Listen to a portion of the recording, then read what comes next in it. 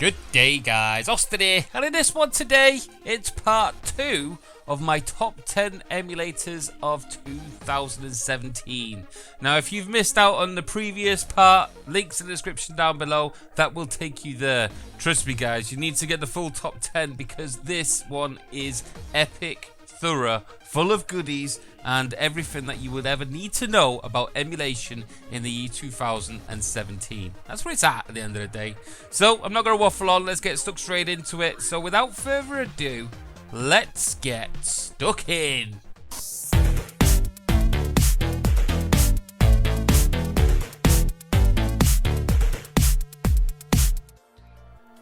So first up then, we've got number 5. And what a controversial little emulator this is.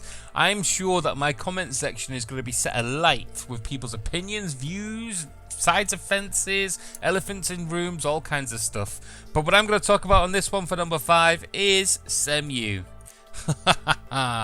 This one is the Nintendo Wii U emulator. I'm sure that not only have you got your viewpoint on the emulator itself, but also where I've placed it within this top 10. And I'll try and address some of those issues in just a second. But first off, let's concentrate on the emulator itself. This was released on the 13th of October 2015 as far as I'm aware.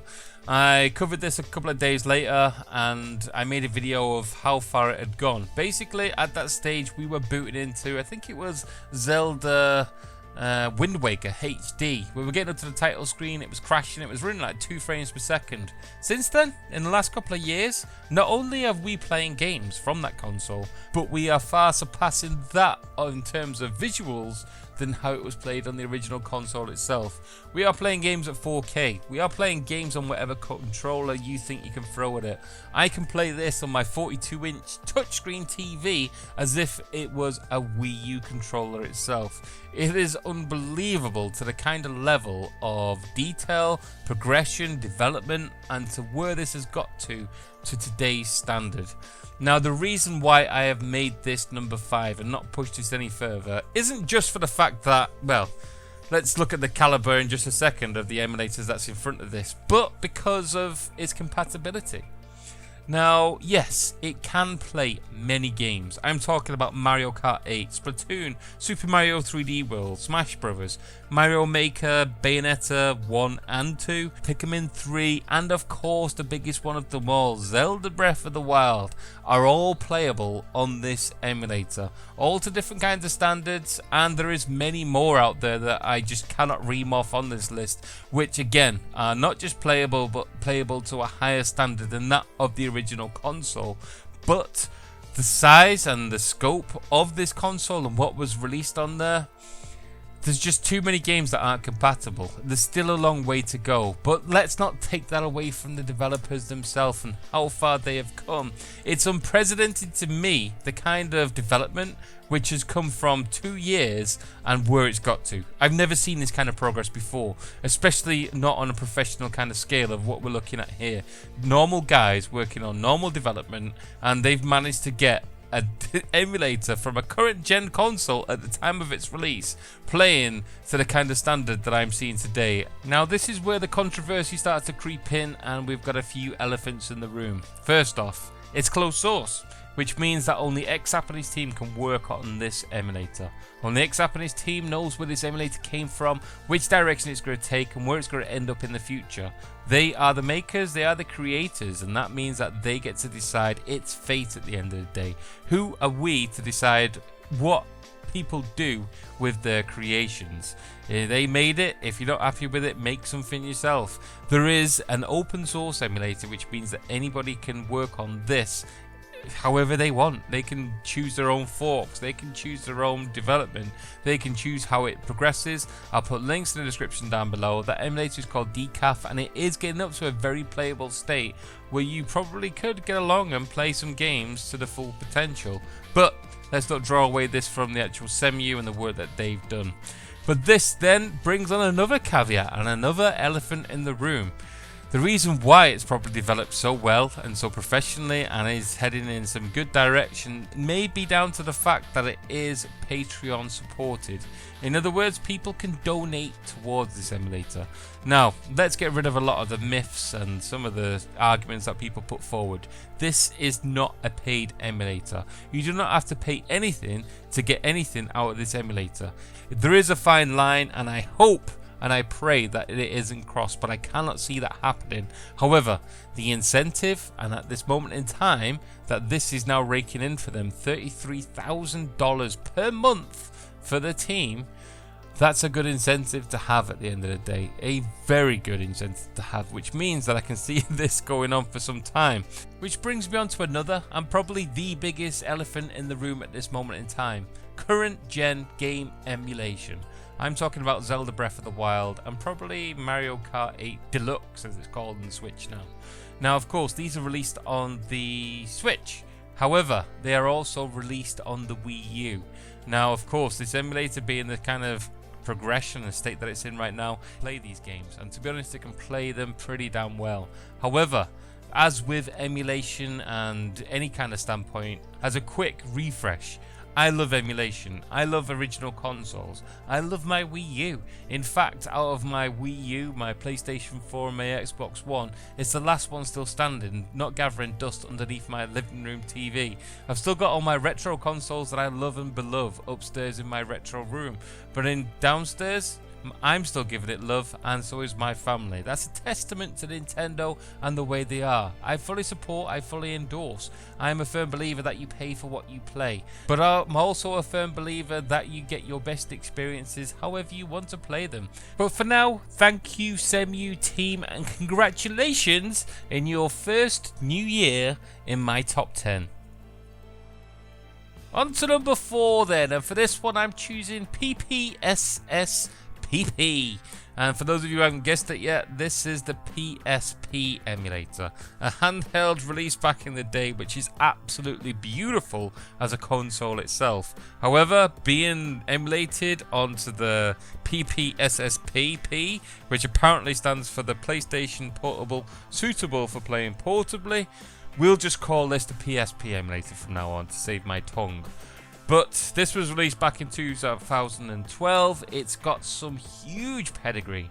This was released by Henrik Rydgaard. Excuse my pronunciation, mate. Excuse my terrible pronunciation. He was one of the co-founders of Dolphin. So it proves to you the kind of development and pedigree this comes from. It is absolutely beautiful, and it shows it in every way that it emulates. Not just in the actual emulation of the game, but the GUI that is brought to you. Everything about it just smells of class. It's so polished, it's so refined, there is so many options, there is everything that today we take for granted.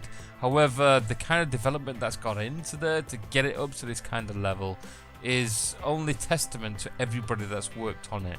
It's now open source, which means that anybody can develop on it. The reason why I've put it up to number 4 and it's pipped to the post many of the other great emulators that we've already covered so far isn't because it's just plays the games that I want to play. That of course does give it a lot of bias, but also the amount of love which has been shown over the years, the amount of added extras that is thrown into this emulator that you don't really get on many of the others. Of course, at the end of the day, we just want to focus on the games that it can run and the added features that it brings. But this one, it just seems a class above the others. Everything just seems so simple. It's just a tick of a box and it's done. Now this emulator can run on virtually anything. Again, due to the people who have made it that way. It runs on Android, iOS, Mac, Linux, BlackBerry, God knows what else it can go on, and of course Windows. The great thing about this one is also it doesn't really take much specifications to run. If you just want to run things natively, then it can run on virtually anything. Of course, when you start adding the extra effects, the texture filtering, post-processing, all the added features that this does bring to the party, then yeah, you are going to kind of impact your systems. But having those options available and being able to run it on all those kind of different systems kind of speaks for itself. It gives you options, and that's what emulation is all about. Giving you options to play however you want on whatever you want. That's what it's all about at the end of the day. And having what's supposed to be a handheld console, which originally ran at 240p, blown up, a 4K resolution onto a 4K screen at 60 inches in my living room, and still look absolutely drop dead gorgeous, almost to the standard where it almost looks like it's current gen. That's emulation, my friends. That is emulation. And that is why this one gets to number 4. So thank you very much, PPS, PPPP, whatever it is, guys. You've done an awesome job, as always. And this one just keeps on getting better and better. Thank you. So this now brings us on to number 3, and this is probably the hardest decision I have made in this entire list, to put this at number 3. For me personally, in terms of the emulator itself, it should be number 1 all day of the week. Should be number 1 if it was just on the emulator itself. But for this one, I've got to do it on my personal preferences in terms of how often I use it, what games I like to play, and what I can draw from the emulator, and especially the development that's gone on over the past year. Now, MAME, that's number 3. It should be number 1, and please do not judge it in terms of the emulator being number 3. And in fact, being in the top 10 of all these emulators shows the kind of pedigree that this has got. To get it to number 3, by God, it's a good one. And MAME has got heritage. It is probably one of the original emulators that you could ever think about. It's very much a purist emulation. Well, it's different, and we'll talk about that in just a second. But this one, it was released on the 5th of February 1997 by an Italian named Nicola Salmora. Again, my apologies for my pronunciation. However, it was developed by him, and then it was passed down to various different people. Literally, over those 20 years at the time we were recording this, people have been working on it, passing it down, working on it. There's been hundreds and hundreds of developers that have either headed up this or have worked on it. It has been a tireless effort, and that's due to the kind of ethos that revolves around the emulation of MAME. It's not about playing the games. In fact, they even quote back in the day, not sure how relevant this is now, but the ability to actually play the games is more of a side effect rather than the emulation of the games. That's unbelievable, but that's the kind of mentality that MAME has got and still pursues to today.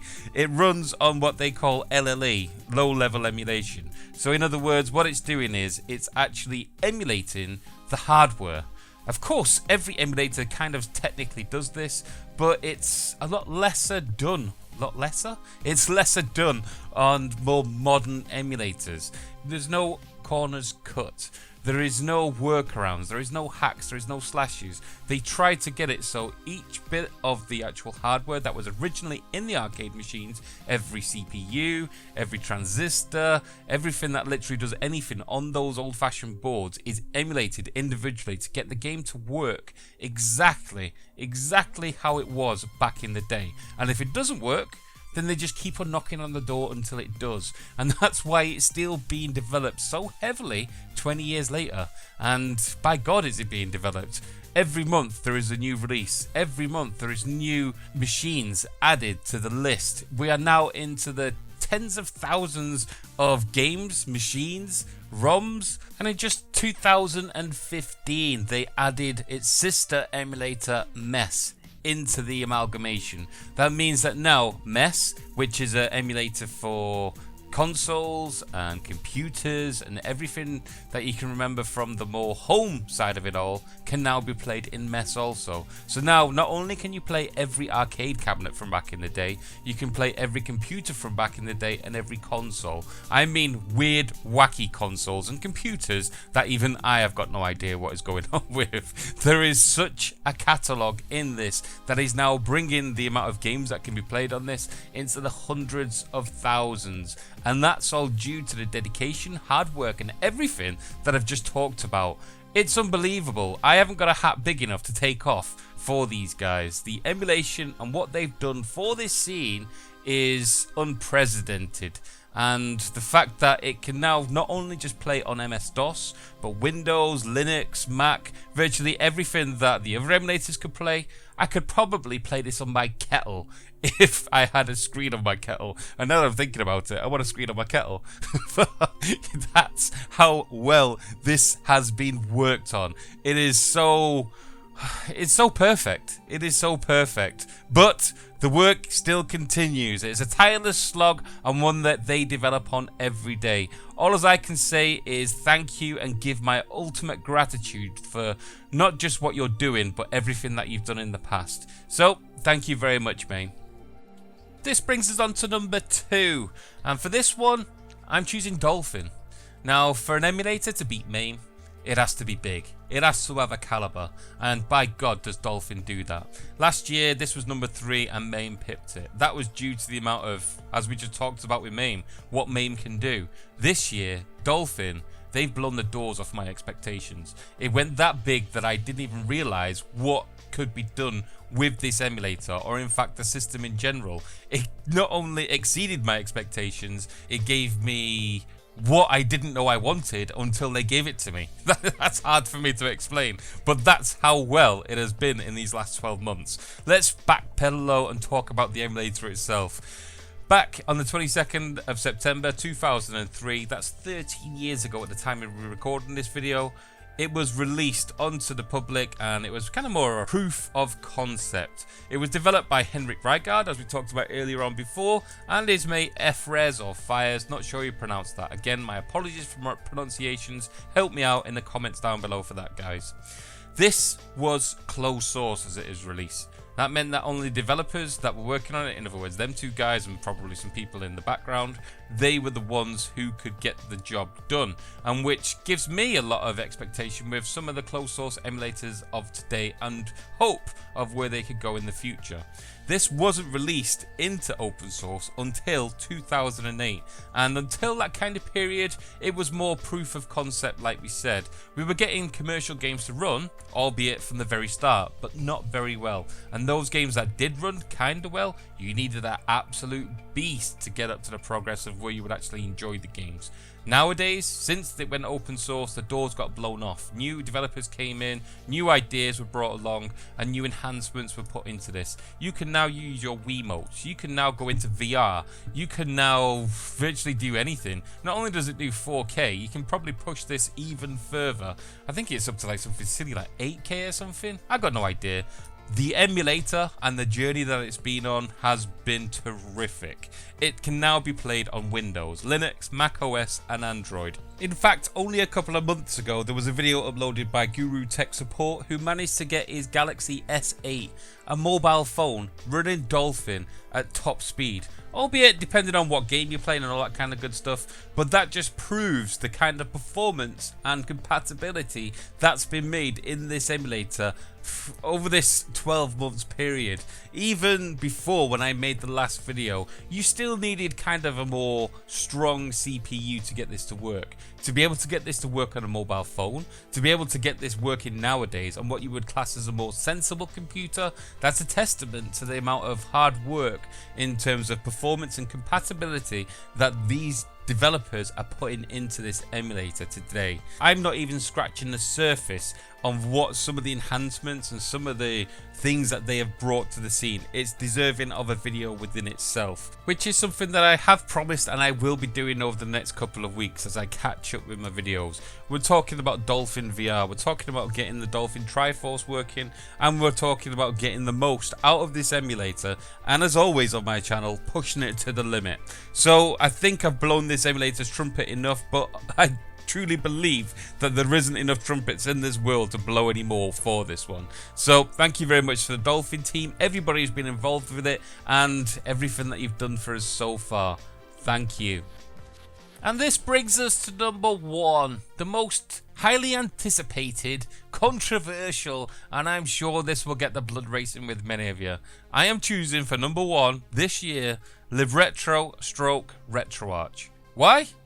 because I like to fight with you. That's why. Because I know a lot of you are going to kick off. There's going to be pitchforks everywhere, torches blazing, babies and dummies and teddies being thrown everywhere as people get into an angry rage as to not just what I've mentioned so far, but as to why this has got to number 1. Technically, I know it's not an emulator. However, what RetroWatch enables us to do is play whatever games I want to play from any of those systems that previously we just about mentioned, but play them on whatever system I want to play them on. This is the most versatile, open source, multi-platform front end that I have ever seen that allows me to play whatever system I could ever dream of in most cases on whatever I want to play.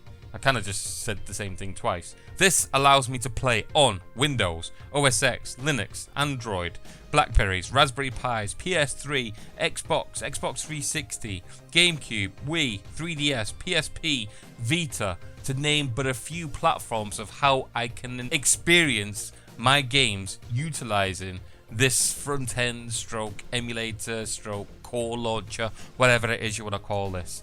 What those cores can play, or what this emulator can play, is, to name but a few, MSX, DOS, Panasonic 3DO, Atari Lynx, Atari Jaguar, Bandai Wonderswan, Nintendo DS, Game Boy, Game Boy Color, Game Boy Advance, Nintendo 64, NES, SNES, PCFX, PS1, 32X, Sega CD, Sega Saturn, arcade games galore, and just this month they're adding the Dolphin core, which means that it can now play Wii and GameCube. Oh my god. That is why. That in its alone entirety is why it's got to number 1. Then we can add the added extra features, which means that we can add filters, we can add extra overlays, we can add a generic control system to play all games utilizing the same setup across all the boards. There is no configuring to hell 1,000 different emulators to play 1,000 different systems. You can do it all generically within one setup. Yes, I'm not saying that its caveat does mean that the initial setup can take you probably an hour, but once that is done and complete, you are good to go with virtually any system that you would like to retro play from that day forth. It is awesome. Now, I know that there's many of you naysayers that will say that you can also just utilize the standalone emulator, and that's how you like to experience yours. Nothing wrong with that whatsoever. However, RetroWatch does also bring to the party the fact that it makes its own cores. So yes, it can take many snippets from different variations of emulators and put them and build its own core as a standalone. What it can also do is port an entire emulator over and, well, play it from within there, meaning that again it's got that generic setup, generic control system, all the resolutions and the setup that you've made for your kind of gameplay. But then it can also add added features, which we talked about, say for example PlayStation 1, covered that the other week, where we enhanced PlayStation so much that it was almost unrecognizable, not just from the Bednafen core or the emulator that it ported over, but also to the PlayStation itself. It made it so high fidelity, brought so many enhancements, that it almost brought it to modern day gaming. And that kind of stuff is what brings this to number 1. It's just got so many pluses, so many ticks in the boxes. It's so polished and so finalized and being developed so well that I cannot take it off its mantle. It's still sat there on its throne at number 1 because of what it brings to the party. It's got so many options, and that is just what emulation is all about to me. For my personal preference, I've got two sides of the coin when it comes to emulation.